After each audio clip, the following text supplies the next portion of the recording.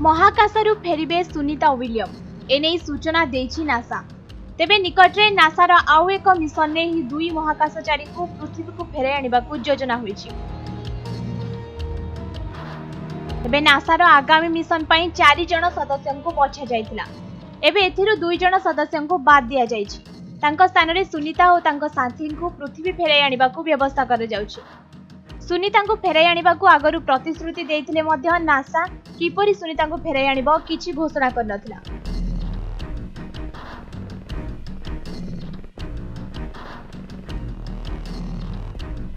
गतकाली एने नासा तरफरु सूचना दिया जायछि। आसंता सेप्टेम्बर रे आउ एक मिशन ने दुई महाकाशचारी महाकाश को यात्रा करिवे।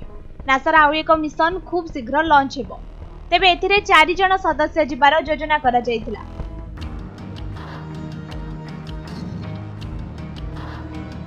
मात्र एथिरु गतकाली 2 जण सदस्यंको बाद दिया जायछि। एही दुई महाकाशचारीଙ୍କ स्थाନରେ सुनीता विलियम और बच विल्मर को पृथ्वी को आणाजिबो। तेबे नासार ही नुआ मिशन ने महाकाश को निक हेग्यू और अलेक्जेंडर गोर्बोनव को पठाजिबो।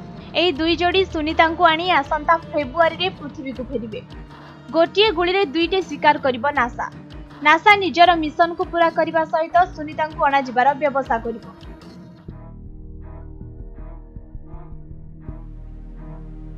सुनीता और तांका साथी बोइंग स्टारलाइन ने पृथ्वी को फेरिबा विपज्जनक अटे। एथिरे यांत्रिक त्रुटि हेतु एही रॉकेट पृथ्वी को फेरिबा असंभव होई पड़िछि। रॉकेटटी लीकेज होई एथिरु हीलियम गैस बाहरुछि।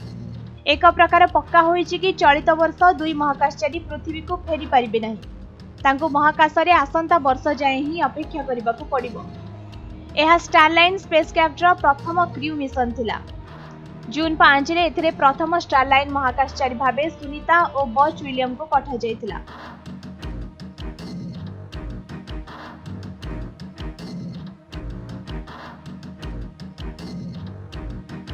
यह एक 8 दिनर मिशन थिला।